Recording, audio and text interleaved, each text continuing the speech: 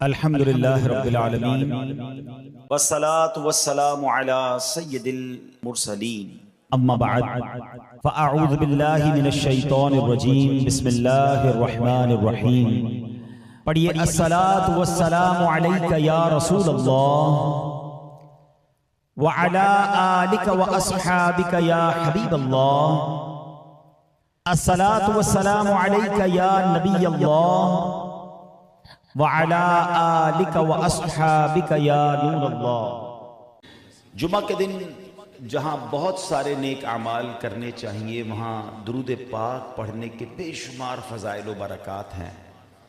نبی پاک علیہ السلام کا عظیم فرمان جس کا مضمون ہے کہ جو کوئی شخص جمعہ کے دن 200 بار درود پاک پڑھے، اس کے 200 برس کے گناہ معاف کر دیے جاتے ہیں۔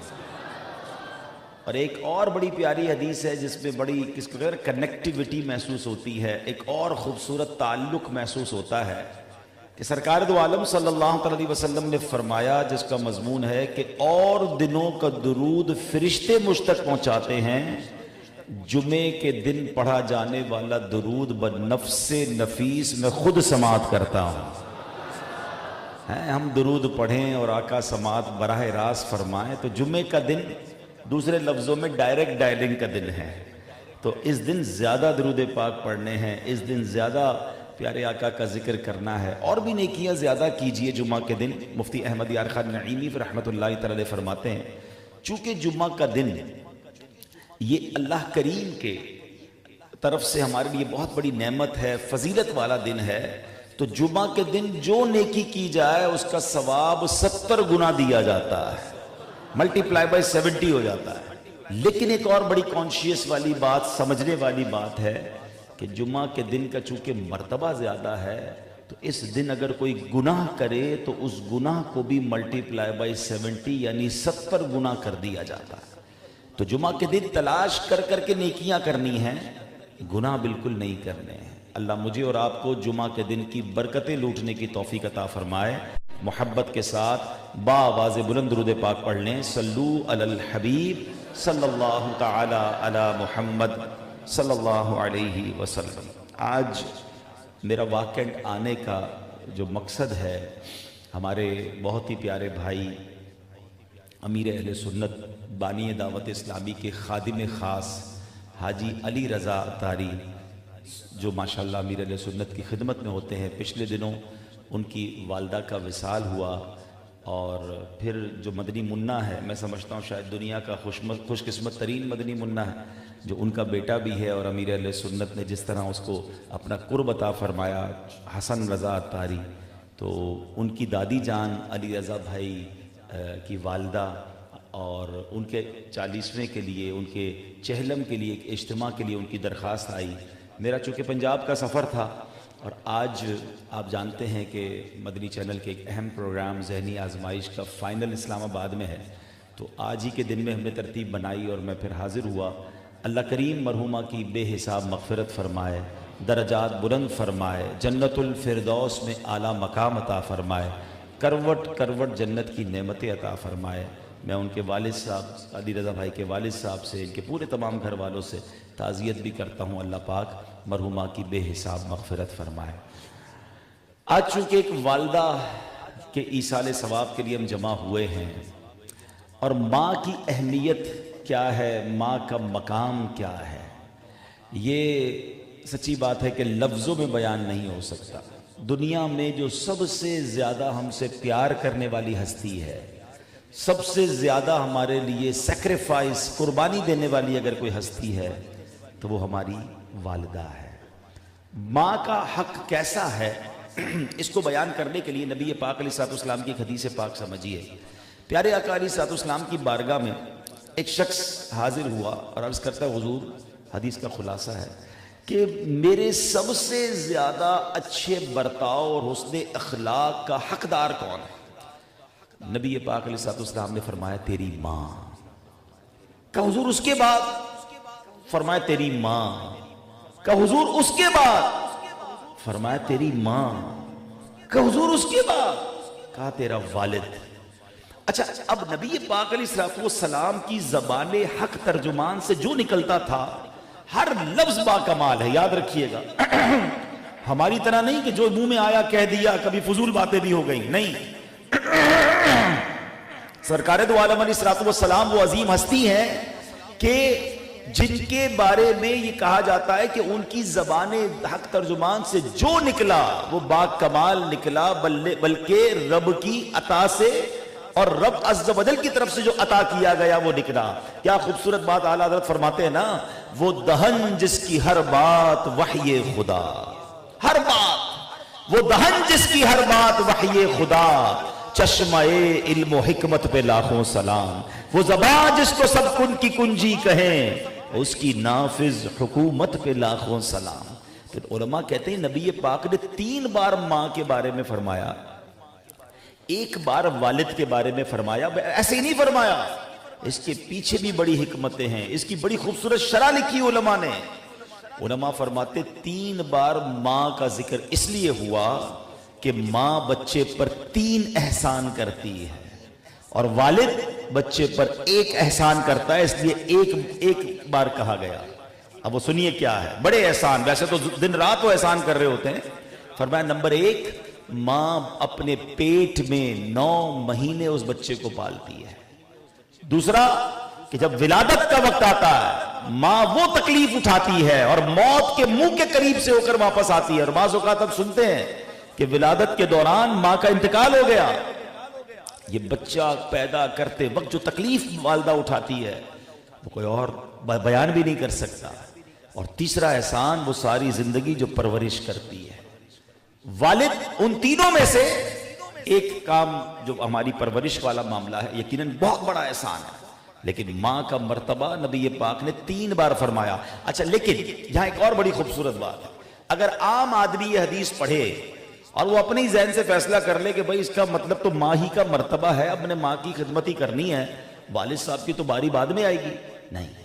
حدیثوں اور قرآن کی آیتوں کو پڑھنے اور سمجھنے کے لیے علماء کی حاجت ہے. کیا خوبصورت علماء نے اس حدیث کے بعد اس کی تطبیق کر کے فرمائی، کیٹیگرائز کیا کہ بندہ خدمت ماں کی زیادہ کرے گا اور تعظیم والد کی زیادہ کرے گا. کیونکہ والد ہماری والدہ کا بھی تو شوہر ہے نا، سرتاج ہے. تو اب والد کا اکرام، والد کی عزت زیادہ کرنی ہوگی اور والدہ کی خدمت زیادہ کرنی ہوگی تاکہ یہ جو بیلنس ہے یہ برقرار رہے اور ہم سے کوئی بے ادبی نہ ہو جائے. اے میرے پیارے اسلامی بھائیوں، اب آئیے میں آپ کو کچھ بزرگوں کے واقعات سناتا ہوں. ماں کے ساتھ، والدین کے ساتھ ان کا برتاؤ کیسا تھا. اور سبحان اللہ، جب ماں کی دعا، بڑی سورت کون سی ہے؟ قرآن پاک کی سب سے بڑی سورت سورہ بقرہ ہے. اللہ اکبر. اور آپ ذرا غور کیجئے کہ سورہ بقرہ میں موضوع کیا ہے. بقرہ کہتے ہیں گائے کو، ٹھیک ہے نا. اب گائے کی صورت ہے، گائے والی صورت میں ذکر کیا ہو رہا ہے؟ ایک ماں کا ذکر ہو رہا ہے، ایک بچے کا ذکر ہو رہا ہے جو اپنی ماں کے ساتھ اچھا برتاؤ کر رہا ہے، جو اپنی ماں کے ساتھ جناب اچھے طریقے سے پیش آ رہا ہے، اس نے سلوک کر رہا ہے. اللہ کریم نے اس بچے کو پھر کیسی کیسی برکتوں سے نوازا. اس کا مطلب قرآن پاک کی سب سے بڑی سورت پیغام کیا دے رہی ہے کہ ماں کے ساتھ اچھا سلوک کرنا، والدین کے ساتھ اچھا سلوک کرنا. اور والدین کو بھی سکھایا جا رہا ہے. تفصیل ہے اس واقعے میں کہ ایک والد تھا، نیک تھا، پرہیزگار تھا، حلال روزی کا تھوڑا سا مال چھوڑ کر گیا. اللہ نے اس حلال میں ایسی برکت ڈال دی کہ اس کے بچے کو زمانے کا اربوں پتی بنا دیا. تو یہاں یہ بھی سیکھنے کو سورہ بقرہ سے ملتا ہے کہ جناب جو کہتے ہیں نا بچوں کے لیے کما رہا ہوں، بچوں کے لیے جمع کر رہا ہوں، وہ حرام بھی جمع کر رہے ہوتے ہیں. کبھی بھی یہ نہ سوچیں تھوڑا چھوڑ کر جائیں گے نا، اور اگر حلال چھوڑ کر جائیں گے، اللہ کو راضی کر کے دنیا سے جائیں گے، اللہ ہماری اولاد میں انشاءاللہ برکت ڈال دے گا. وہ تھوڑا بھی زیادہ ہو جائے گا. ہم نے دیکھا لوگ اربوں روپے چھوڑ کے جاتے ہیں مگر اولاد کی تربیت کر کے نہیں جاتے. خود بھی حرام کماتے اور اولاد بھی عیاشیاں کرتی ہے. ماں باپ قبر میں اور اولاد ان پیسوں کا، ان جائیدادوں کا وہ بیڑا غرق کرتے ہیں کہ ہم نے اربوں پتی لوگوں کے بچوں کو جناب تھوڑے عرصے بعد کلاش ہوتے اور تباہ و برباد اور بینک کرپٹ ہوتے دیکھا. تو فرق ہے نا. بیسیکلی ہمارا بہترین سرمایہ یہ ہے کہ ہم اپنی اولاد کی اچھی تربیت کر کے جائیں. دیکھیں نا آج جس ماں کے ایصال ثواب کے لیے جمع ہوئے ہیں اس نے تربیت کیسی کی ہے کہ ان کا بیٹا آج زمانے کے ولی کی خدمت گزار بن گیا. کیا امیر اہل سنت کی خدمت میں کون ہے جو نہیں آنا چاہتا؟ مجھے دنیا بھر سے لوگ کہتے ہیں کہ جو علی رضا بھائی کو سعادت ملی ہے ہم بھی امیر اہل سنت رہنا چاہتے ہیں, کوئی طریقہ بتائیں, ہم بھی ان کی خدمت کرنا چاہتے ہیں, 2-4 مہینوں کی نوکری دلا دیں, 2-4 مہینوں کی خدمت دلا دیں. لیکن سبحان اللہ, اللہ کے ولی کی جو سلیکشن ہوتی ہے اور جناب پھر اپنے پاس جس کو رکھا جاتا ہے, تو یہ ماں کی تربیت ہے نا, یہ والد کی تربیت ہے. تو یہ سیکھنا ہے ہم نے کہ ہم دنیا سے جائیں تو ہماری اولاد ایسی ہو کہ مرنے کے بعد ہمارے لیے صدقہ جاریہ کا باعث بنے, ہماری اولاد ایسی ہو جو مرنے کے بعد ہمارے لیے دعا کرے. تو اے میرے پیارے اسلامی بھائیوں, آج ہم بات کر رہے ہیں ماں کے اوپر. اللہ اکبر, ماں کیسی عظیم ہستی ہے کہ جس کا ذکر کرے تو آنکھیں نم ہو جاتی ہیں. ماں کے خون جگر سے اولاد کا وجود بنتا ہے. ماں کئی سال تک اپنی اولاد کو تھپکیاں دے کر سلاتی ہے. ماں بیمار اولاد کو دیکھ کر تڑپ اٹھتی ہے, آنسو بہاتی ہے. سردی کی راتیں ہوں, ماں ساری رات جاگ کر اس کے لیے گزارتی ہے, ساری رات جاگ کر گزارتی ہے. بیمار اولاد کے لیے ہسپتالوں کے چکر لگانا گوارا کرتی ہے. ماں اولاد کے لیے سایہ دار درخت کی طرح ہوتی ہے. ماں خود گرمی برداشت کرتی ہے, اپنی اولاد کو پنکھا جھلتی ہے. ماں اولاد کو چھاؤں میں بٹھا کر خود دھوپ میں بیٹھ جاتی ہے. اولاد کے ناز نخرے اٹھاتی ہے. ماں قرض لے کر بھی بعض اوقات اولاد کی فرمائشوں کو پورا کرتی ہے. ارے ماں کے شوہر کا یعنی اولاد کے والد کا انتقال ہو جائے تو بچوں کو در بدر بھٹکنے نہیں دیتی. بعض اوقات ماں اپنی ساری زندگی اپنی اولاد کے لیے لگا دیتی ہے. ہو سکتا ہے یہاں بھی ایسے کچھ لوگ موجود ہوں, ہم نے بھی دیکھا ہے جو بتاتے ہیں کہ والد کا تو جوانی میں انتقال ہو گیا, اب ماں تھی جس نے ہم نے پال پوس کر بڑا کیا, دن رات ایک کیا اور آج ہمیں اس مقام تک پہنچایا. ماں اپنے حصے کا نوالا بھی اولاد کے منہ میں ڈال کر جناب خوش ہوتی ہے اور خود بھوکی سو جاتی ہے. مجھے اس جملے سے وہ بات یاد آ گئی کہ دو دوست آپس میں بات کر رہے تھے. ایک دوست کہتا ہے کہ تمہاری فیوریٹ ڈش کون سی ہے؟ اس نے کہا مجھے یہ کھانے بڑے پسند ہے. اس نے پوچھا تمہاری پسندیدہ ڈش کون سی ہے؟ کہا میں تو یہ کھانے پسند کرتا ہوں. اب اسی دوست نے سوال کیا تمہاری والدہ کی پسندیدہ ڈش کون سی ہے؟ کافی دیر تک سوچتا رہا کہ ماں کو کیا پسند ہے. سوچتے کہتا ہے میری ماں کو تو میرا بچا ہوا کھانا پسند ہے, ٹھنڈا کھانا اور ٹھنڈی روٹی پسند ہے. کہتا یہ کیسی بات کر رہے ہو؟ کہتا میں نے تو ہر وقت دسترخوان پہ ایک ہی چیز دیکھی, بیٹا کھا لو, بچ جائے گا تو میں کھا لوں گی. میرا بیٹا تیرے لیے میں نے یہ بنایا, میں نے کبھی سنا ہی نہیں کہ میری ماں نے یہ کہا کہ آج میں نے اپنی پسند کا کھانا بنایا. کبھی کہتی بہن کی پسند کا بنایا, کبھی کہتی تمہاری پسند کا بنایا, کبھی کہتی تمہارے والد کی پسند کا کھانا بنایا. اور ہم نے یہ دیکھا جب ہم کھانا کھا کے کھڑے ہو جاتے برتن بھی اسی نے اٹھانے ہوتے اور ہمارے بچے ہوئے نوالے کھانے ہوتے. اللہ اکبر, میں آپ سب سے پوچھتا ہوں شاید ہمیں بھی نہیں پتا ہوگا کہ ہماری والدہ کی پسندیدہ ڈش کیا ہے. ارے ہم نے کبھی پوچھا بھی نہیں کیا وہ خاتون, کیا اس عورت کے دل میں سینے میں دل نہیں تھا؟ حالانکہ اس کو بھی کچھ پسند ہوتا.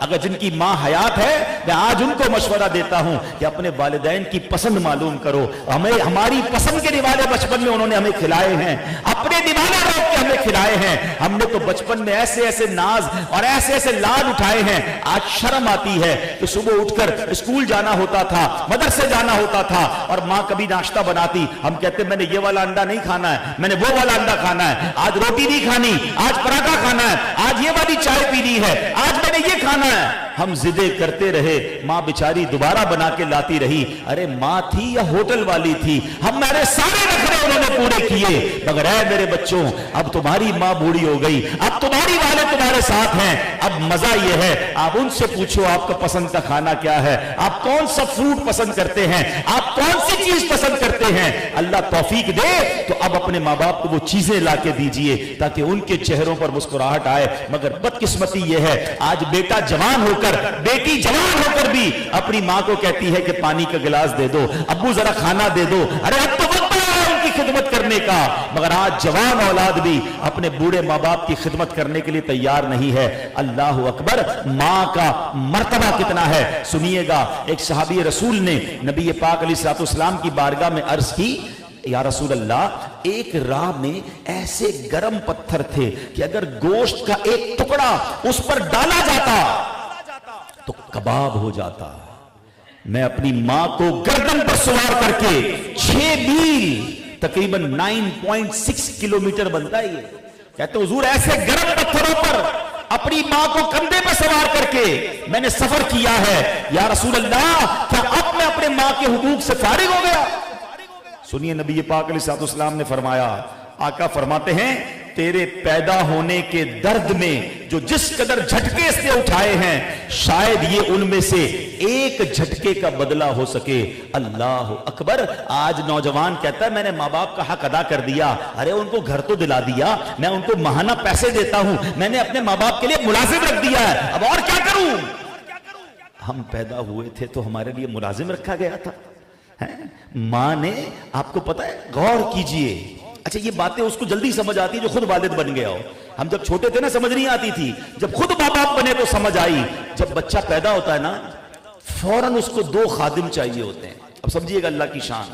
جیسے ہی بچہ پیدا ہوگا نا وہ کھا نہیں سکتا، وہ اپنا استنجا نہیں کر سکتا، وہ کپڑے نہیں پہن سکتا، اس کو مالش کرنے والا بھی کوئی چاہیے، اس کی ورزش کرنے والا بھی کوئی چاہیے، سردی میں اسے گرمی پہنچانے والا کوئی چاہیے، وقت پر کپڑے پہنانے والا کوئی چاہیے، اس کے رونے کی آواز کو سمجھنے والا کوئی چاہیے. کیونکہ بول تو نہیں سکتا نا کہ روتے ہوئے بتاتا ہے کہ بھوک لگی ہے، پیاس لگی ہے، درد ہو رہا ہے. اور خادم وہ چاہیے جو 24 گھنٹے ساتھ رہے، رات سوتے وقت بھی ساتھ رہے، دن میں بھی ساتھ رہے. بتاؤ تو صحیح ہر بچے کے لیے. اچھا پھر ایک خادم اور چاہیے، ایک فزیکل خادم چاہیے، ایک فائنینشل سپورٹر چاہیے کہ بچے کے لیے پیسے لا کر دے، بچے کے لیے چیزیں لا کر دے، اپنے نوالے روکے مگر بچے کو کھلائے. بچہ بیمار ہو جائے تنخواہ تھوڑی کیوں نہ ہو جا کر انجیکشن لگائے، جا کر ڈاکٹر کے پاس لے جائے. چھوٹی سی جان ہے جناب، وقت پر علاج نہیں ہوگا تو یہ بچہ فوراً دنیا سے چلا جائے گا. آپ اللہ کی شان دیکھیں. میں پیدا ہوا، میرے جسم پر کپڑے بھی نہیں تھے، میرے رب نے 2 عظیم خادموں کا انتظام فرما دیا. میری ماں کے دل میں ممتا ڈالی، میرے والد کے دل میں شفقت ڈالی. وہ ماں جب میں روتا تھا تو وہ روتی تھی، جب میں بھوکا ہوتا وہ دودھ پلاتی تھی، جب کپڑے چاہیے ہوتے وہ کپڑے پلاتی. ہم بستر پر گندے نہیں کرتے، ماں کو برا نہیں لگتا تھا. یقین کریں دنیا کے کسی بھی بڑے ہاسپٹل کے خادم کو لے کر آ جائیں، جب مریض گندگی کرتا ہے وہ منہ چڑھاتا ہے، وہ تکلیف کے ساتھ صاف کرتا ہے. ارے بولو براز کس کو اچھا لگتا ہے؟ مگر میں ماں کے کپڑوں پہ بھی گندگی کرتا تھا تو ماں مسکرا کر صاف کرتی تھی. ارے ایسا پیار کون کر سکتا ہے، ایسی محبت کون کر سکتا ہے؟ اللہ نے وہ مامتا میری ماں کے دل میں ڈالی. وہ مالش بھی کرتی رہی، وہ تیل بھی لگاتی رہی، میرے بالوں کو سنوارتی رہی. اللہ اکبر. ایک چھوٹی سی جان کے لیے ایسی خدمت گزار ماں اللہ پاک نے عطا فرمائی. اور پھر ماں والد کو کہتی کہ بچے کو یہ کھانا ہے، والد اپنی جیب سے وہ چیزیں لا کر دیتا. خود فروٹ نہ کھاتے، ہمیں کھلایا. ڈاکٹر نے کہا سردی آ گئی ہے بچے کو انڈا کھلاؤ. غریب ماں باپ نے انڈے کھلائے. نہیں اب یخنی پلاؤ، وہ یخنی پلاتے رہے. ڈاکٹر کہتا ذرا گرم کپڑے پہناؤ، وہ سویٹر لاتے رہے. اب جناب بچہ بڑا ہوا، سالگرہ کا وقت آیا، پہلا سال گزرا. غریب ماں باپ بھی تھے یا کم کمانے والے تھے، بچوں کے لیے تحفے کا انتظام کیا. تھوڑا سا بڑا ہوا تو باپ نے انگلی پکڑ کر چلنا سکھایا.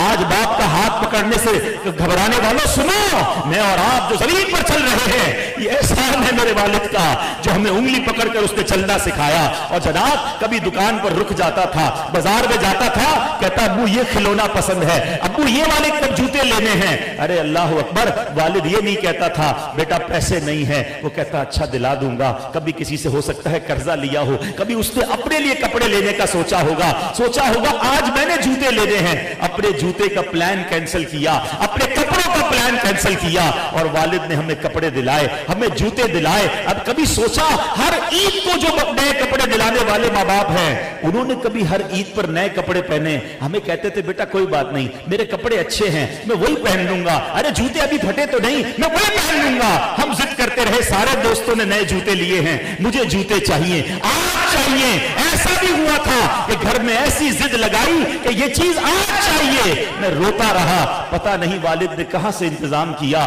کیسے انتظام کیا ہوگا, وہ چیزیں لا کر ہمیں دے دی, مگر آج وہ احسان بھول گئے, آج وہ باتیں ہم بھول گئے. آج ماں باپ جب بوڑھے ہو جاتے ہیں تو اولاد کہتی ہے یہ پیسے میرے ہیں, یہ میں نے کمائے ہیں. ابو جی آپ نے چھوڑا کیا ہے ہمارے لیے, آپ نے کیا کیا ہے؟ آپ کو دوائی ٹائم پہ مل جاتی ہے نا, آپ کو بار بار کپڑے کیوں چاہیے, آپ کو زیادہ پیسے کیوں چاہیے؟ ارے تف ہے ایسی اولاد پر. مجھے بے لباس چھوڑ کر میرے باپ باپ کہہ دیتے کہ تیرے یہ پیسے تو ہمارے ہیں, تیرے نہیں ہیں, کیوں کپڑے دلائیں تجھے, تو میں تو بے لباس رہ جاتا نا. میری دوائیاں ٹائم پہ نہ ملتی, مجھے خوراک ٹائم پہ نہ ملتی, مجھے انرجی والی چیزیں نہ ملتی. تو آج جس کر و فر اور جس شان و شوکت سے میں زندگی گزار رہا ہوں, آپ گزار رہے ہیں, یہ کس کا احسان ہے؟ یہ ماں باپ کا احسان ہے. خدا را کبھی اپنے ماں باپ کا احسان نہ بھولنا. اے میرے پیارے اسلامی بھائیوں, نبی پاک کا جملہ یاد رکھیں کہ تیری پیدائش کے وقت جتنے جھٹکے تیری ماں کو ملے تھے, 6 میل کاندھے پر سوار کرنے میں اس ایک جھٹکے کا شاید حق ادا ہوا ہو. سارا حق ادا کون کر سکتا ہے؟ علماء کہتے ہیں ماں باپ کا حق وہ ادا کر سکتا ہے جو اپنے ماں باپ کو غلام پائے اور خرید کر آزاد کر دے. کیونکہ میں اور آپ تو دنیا میں آئے ہی ماں باپ کی وجہ سے ہے نا, میرے وجود کا سبب میرے ماں باپ ہے, تو ان کا حق کون ادا کر سکتا ہے؟ اے میرے پیارے اسلامی بھائیوں, آؤ میں بتاتا ہوں ہمارے بزرگان دین ماں باپ سے کیسا پیار کرتے تھے. ماں سے پیار کی کیا مثال ہے. حضرت ابو بکر صدیق, انہی کا مہینہ ہے, سبحان اللہ, ان کا ذکر خیر اس مہینے میں بہت ہوتا ہے. صدیق اکبر رضی اللہ عنہ کی زندگی میں ایک بار ایسا ہوا کہ آپ دین کی دعوت دے رہے ہیں, 38 لوگ مسلمان ہوئے ہیں. اللہ رسول کا نام لینا شروع کیا, کفار آئے, اتنا مارا, اتنا آپ کو زد و کوب کیا کہ آپ لہو لہان ہو گئے اور بے ہوش ہو گئے. لوگ سمجھے اب دنیا سے چلے جائیں گے. آپ کے رشتہ دار آئے, آپ کے قبیلے والے آئے, آپ کی کیفیت دیکھ کر گھبرا گئے, آپ کو گھر لے کر گئے, تھوڑا بہت علاج کیا. ماں پریشان, ماں بیٹے کو ایسے کیسے دیکھ سکتی ہے؟ آپ کی ماں بڑی قریب آ کر بیٹھ گئی. جیسے ہی ہوش آیا, اللہ اکبر, اس عاشق رسول کا عشق دیکھیں. ہوش میں آنے کے بعد یہ نہ پوچھا بچے کیسے ہیں, گھر بار کیسا ہے, کاروبار کیسا ہے. جیسے ہی آنکھیں کھلتی ہیں, صدیق اکبر عرض کرتے ہیں بتاؤ میرے آقا کیسے ہیں.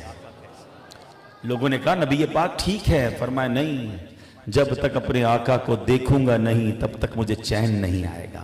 ماں نے بیٹا پانی تو پی لو, کھانا تو کھا لو. کہتے پانی بھی نہیں پیوں گا, کھانا بھی نہیں کھاؤں گا جب تک رسول پاک کا دیدار نہیں کروں گا. آپ کی والدہ آپ کو نبی پاک علیہ السلام کے پاس لے کر جاتی ہیں. کہتے حضور ابو بکر حاضر ہے, نہ کھا رہا ہے نہ پی رہا ہے. کہتا جب تک آپ کو دیکھوں گا نہیں مجھے چین نہیں آئے گا. سرور کائنات کو دیکھا, عاشق ماہ رسالت نے جب محبوب پاک کا جلوہ دیکھا, آگے بڑھ کر سینے لگایا. نبی پاک اور یہ گلے مل کر آنسو بہاتے رہے, سارے صحابہ بھی رونے لگے.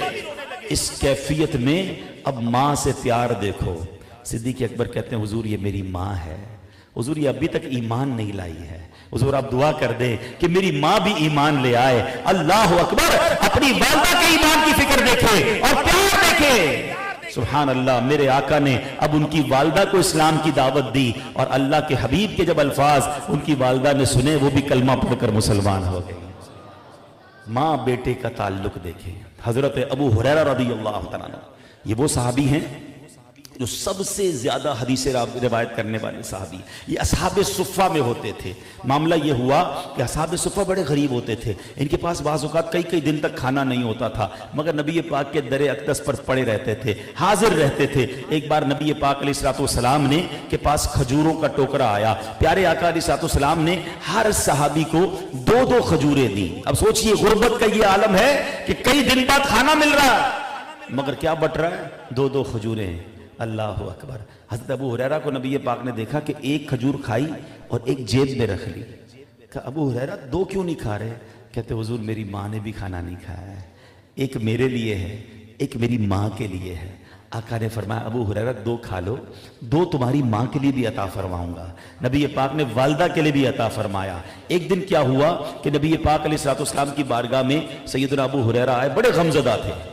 کہتے حضور میری ماں ابھی تک ایمان نہیں لائی ہے، آپ دعا کر دیں، بس مجھے ماں سے محبت بہت ہے مگر آپ پر سب کچھ قربان ہے۔ یعنی ایک موقع ایسا آیا کہ ماں اور صدیق نبی پاک علیہ الصلوۃ والسلام کے بارے میں فیصلہ کرنا تھا کہ کس کے پاس جائیں گے، تو اپنی والدہ کو کہہ کر آ گئے کہ ماں ایک ماں تو کیا، نبی پاک کے قدموں پر میں کروڑوں ماں جان نثار کر دوں گا، کروڑوں ماں کو قربان کر دوں گا، میں اپنے آقا کو نہیں چھوڑ سکتا۔ مگر دل بڑا غمگین تھا، آقا کے پاس آیا، حضور دعا فرمائیں میری ماں ایمان لے آئے۔ نبی پاک نے دعا فرمائی، حضرت ابو ہریرہ بڑے خوش ہوئے، ان کو یقین تھا آقا نے دعا فرمائی ہے، کام ہو گیا۔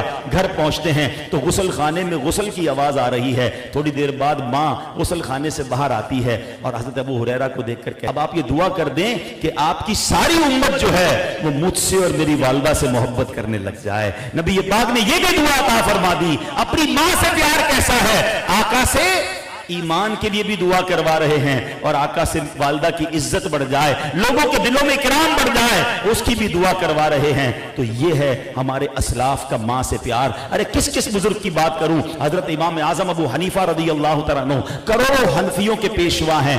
آپ کی والدہ جو تھی وہ ایک مسجد کے امام، ایک واعظ صاحب کا بیان بہت شوق سے سنتی تھی۔ حالانکہ امام اعظم بڑے بڑے مفتیان کرام آپ سے فتویٰ لینے آتے تھے، آپ تو مجتہد تھے۔ آپ کی والدہ کبھی کبھی کہتی کہ بتاؤ اس مسئلے کا حل کیا ہے، سوال شرعی سوال پوچھتی، امام اعظم جواب دیتے کہ ماں جی اس کا جواب یہ ہے، کہتے نہیں جا کر فلاں مسجد کے امام سے پوچھ کر آؤ۔ امام اعظم نے ایک بار بھی والدہ سے ہی نہیں کہا کہ ماں میں کروڑوں حنفیوں کا پیشوا، میں زمانے کا مجتہد، بڑے بڑے دنیا کے مفتی مجھ سے فتویٰ پوچھتے ہیں اور ماں تم مجھے مسجد کے امام کے پاس بھیج رہی ہو۔ وہ جاتے مسجد کے امام کے پاس، جا کر کہتے ماں نے بھیجا ہے، یہ مسئلہ پوچھا ہے۔ وہ کہتے حضرت کیوں گناہ گار کر رہے ہیں، مسئلہ تو ہم آپ سے سیکھتے ہیں، اب ہم سے پوچھنے آئے ہیں۔ کہ میری ماں کا حکم ہے، آپ کہتے لکھ کر دو، تو وہ بزرگ کہتے، امام صاحب کہتے حضور لکھ کر آپ ہی دے دیں، میں اس پہ سائن کر دوں گا، آپ ماں جی کو دے دیجئے گا۔ ایسا معاملہ چلتا رہا، جب ماں کہتی مسجد کے امام کے پاس جاتے، مسئلہ پوچھتے، ماں کو آ کر دیتے۔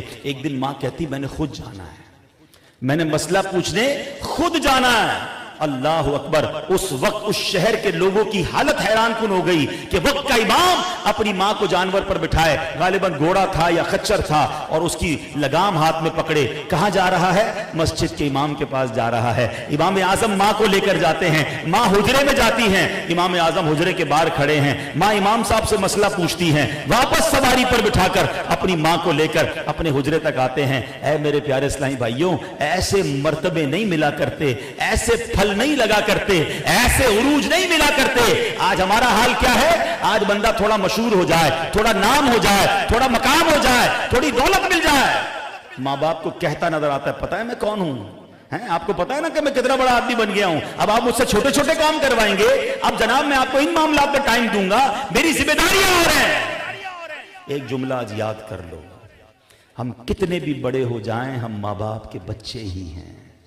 کبھی ماں باپ کو یہ مت کہنا میں بڑا ہو گیا ہوں، ہاں جو کچھ ہوں انہی کی تو وجہ سے ہونا۔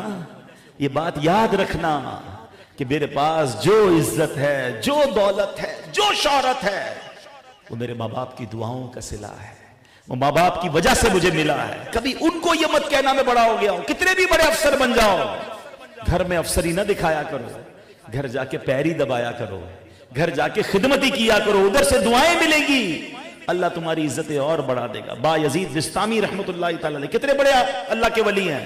سردیوں کی راتیں تھیں، ماں نے مانگا پانی، وہ پانی کا پیالہ لے کے چلے گئے، ماں کی آنکھ لگ گئی۔ ہم جیسا بندہ ہوتا تو ماں کے بستر کے پاس رکھ کے آ جاتا کہ ماں اٹھے گی تو پی لے گی، اب بول تم پانی دینے کے لیے تیار رہتے، ماں خود ہی پی لو سردی لگ رہی ہے۔ با یزید بستامی ساری رات پانی کا پیالہ لے کے کھڑے رہے، تھوڑا سا پانی ہے نا آپ کی انگلیوں پر بھی لگ گیا تو برف جم گئی، ٹھنڈی رات تھی، ساری رات کھڑے رہے۔ ماں کی آنکھ کھلی، بیٹا کیوں کھڑے ہو؟ کہ ماں جی آپ نے پانی مانگا تھا، آپ کی آنکھ لگ گئی، میں کھڑا تھا، جب بیدار ہوں گی تو پیش کروں گا۔ تو جب پیالہ نکالا نا اپنے ہاتھ سے تو برف کی وجہ سے چمڑی ادھڑ گئی اور تھوڑا سا خون نکلا۔ ماں تڑپ گئی، ماں کہتی یا اللہ میں با یزید سے راضی ہوں، تو بھی اس سے راضی ہو جا۔ اللہ نے با یزید کو با یزید بستامی بنا دیا، اولیاء کا سردار بنا دیا۔ تو اے میرے پیارے اسلامی بھائیوں، زندگی میں کبھی ماں باپ کو ناراض مت کرنا، ان کے لیے خوب ایصال ثواب کرنا ہے، انہیں خوب دعائیں، ان کی دعائیں لینی، ان کی خدمت کرنی ہے۔ آخری حدیث سن لو، اللہ کے حبیب علیہ الصلوۃ والسلام فرماتے، سب نے سنی ہوگی، حدیث پاک کا مضمون ہے کہ جو اپنے ماں باپ کو محبت کی نگاہ سے دیکھے اسے مقبول حج کا ثواب ملتا ہے۔ صحابی رسول نے سوال کیا وَإِن نَظَرَ كُلَّ يَوْمٍ مِئَةَ مَرَّةٍ، حضور کوئی 100 بار دیکھے؟ اللہ کے حبیب فرماتے ہیں اللہ اکبر و اطیب، اللہ بہت بڑا اور پاک ہے، کوئی 100 بار بھی دیکھے تو اللہ 100 حج کا ثواب عطا فرماتا ہے۔ لیکن ایک جملہ یاد کیجئے گا، محبت سے دیکھنے پر حج کا ثواب ہے تو خدمت کرنے کا ثواب کتنا ہوگا، دوائی لانے کا ثواب کتنا ہوگا، پیر دبانے کا ثواب کتنا ہوگا، ان پر خرچ کرنے کا ثواب کتنا ہوگا، ان کی ویل چیئر چلانے کا ثواب کتنا ہوگا۔ ارے جن کو محبت سے دیکھنے پر حج کا ثواب ہے، ذرا سوچو نا ان کی خدمت کا عالم کیا ہوگا۔ تو کاش ماں باپ کی ہم قدر کریں۔ اور آج میں ان لوگوں کو بھی ایک پیغام دینا چاہوں گا جن کے ماں باپ چلے گئے۔ اگر ماں باپ چلے گئے نا تو دیکھیں جس گھر میں اور آپ رہتے ہیں نا، وہ ماں باپ کی دعاؤں سے ہمیں ملا ہے، یا ماں باپ نے دلایا ہے یا ان کی دعاؤں سے ملا ہے، ایسا ہی ہے نا۔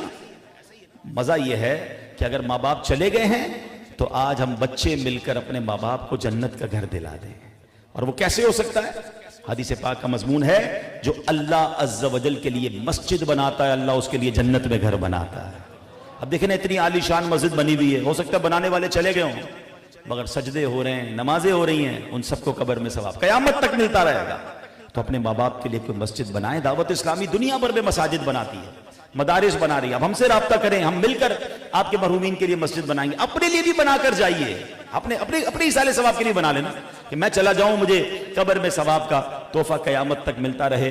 اور ماشاءاللہ اس مسجد میں ایک اور بڑی نیکی کا موقع آپ کے سامنے ہی ہے، اپنے مرحومین اور اپنے جناب ایصال ثواب کے لیے، والدین کے ایصال ثواب کے لیے ایک بڑی نیکی کا موقع ہے۔ سامنے ہی ماشاءاللہ عمارت بن رہی ہے، جامعۃ المدینہ کی عمارت، اور مجھے ناظم صاحب بتا رہے تھے اور مجھے واقعی بڑا عجیب سا لگا کہ 7 سال ہو گئے اس کی تعمیر کو، ابھی تک کمپلیٹ نہیں ہوئی ہے۔ تو واقعات والوں، کیا ہمارے گھر کی تعمیر میں اتنی دیر لگتی ہے؟ یہاں تو علماء پڑھ رہے ہیں، بتایا چل بھی رہا ہے، بغیر تعمیرات کے بھی پراپر تعمیر نہیں، پھر بھی چل رہا ہے، 70-80 بچے بھی یہاں پر ہیں۔ تو یہ تو عالم بنیں گے، ہماری مغفرت کا ذریعہ بنیں گے، اس سے اچھی نیکی کیا ہوگی؟ تو مہربانی کریں، اتنے سارے نمازی ہیں، آج کوئی ایسی نیت کریں کہ اس کا جو بھی خرچہ باقی ہے، اللہ میں یہاں بھی بہت سارے ایسے لوگ ہیں جن کو اللہ نے بہت نوازا ہوگا۔ تو مجھے بتایا گیا کہ یہاں پر 10 ٹن سریا کی ضرورت ہے، 800 بوری سیمنٹ کی ضرورت ہے، 3 ڈمپر ریتی کی ضرورت ہے، 4 ڈمپر کرش کی ضرورت ہے، اور بھی مزدوری کے پیسے ملا کے ان کا آلموسٹ اگر میں دیکھ رہا ہوں تو کوئی بڑا خرچہ بھی نہیں ہے، شاید 30-40 لاکھ روپے میں یہ سارا کام ہو جائے گا، 50 لاکھ میں سارا کام ہو جائے گا۔ تو اتنے سارے نمازی اللہ نے بہت ساروں کو نوازا ہوگا، تو ماں باپ کے لیے، دادا دادی کے لیے، نانا نانی کے لیے مل جل کر یہ جامعہ پورا کر دیں۔ یہ بچے پڑھتے رہیں گے، ہم چلے جائیں گے دنیا سے، قیامت تک سجدے ہوں گے، ہمیں نیکیاں ملتی رہیں گی۔ تو چلے میں اپنی طرف سے نیت کرتا ہوں علی رضا بھائی کی والدہ اور اپنے والدین کے ایصال ثواب کے لیے 1,12,000 روپے انشاءاللہ میں پیش کروں گا۔ باقی لوگ بھی نیت کر کے کمپلیٹ کرا دو یار، یہ بڑی چیز نہیں ہے، ہم سب مل کر پیش کر دیں گے تو انشاءاللہ یہ بچے دعائیں دیں گے۔ ہم پتہ نہیں کب دنیا سے چلے جائیں، یہاں سے قرآن پڑھا جائے گا، حدیث پڑھا جائے گا، اور روز انشاءاللہ ہمیں اپنی قبر میں ثواب کا تحفہ ملتا رہے گا۔ اللہ پاک عمل کی ہم سب کو توفیق عطا فرمائے۔ آخر میں گزارش یہ ہے کہ عاشقان رسول کی بڑی پیاری تحریک دعوت اسلامی، جس نے سب سے پہلے تو میں اس مسجد کا تحفہ دیا، اور الحمدللہ دنیا بھر میں 600 کے قریب مسجدیں سال میں دعوت اسلامی بناتی ہے، ہزاروں مدارس موجود ہیں، لاکھوں بچے اس میں پڑھ رہے ہیں، بغیر فیس کے پڑھ رہے ہیں۔ دعوت اسلامی کی برکت سے غیر مسلم مسلمان ہو رہے ہیں، ویلفیئر کے کاموں کے ذریعے ہزاروں لاکھوں لوگوں کی امداد دنیا بھر میں کی جا رہی ہے۔ تو بہت بڑا نیٹ ورک ہے جو چند منٹوں میں تو بیان نہیں ہو سکتا۔ بس گزارش یہ ہے کہ اپنی زکوٰۃ میں، اپنے ڈونیشن میں، اپنے عطیات میں اور اپنے فطرے میں اپنی دعوت اسلامی کا بھرپور ساتھ دیں۔ رب کریم سے دعا ہے کہ رب کریم ہم سب کو دل کھول کر اپنی راہ میں خرچ کرنے کی توفیق عطا فرمائے۔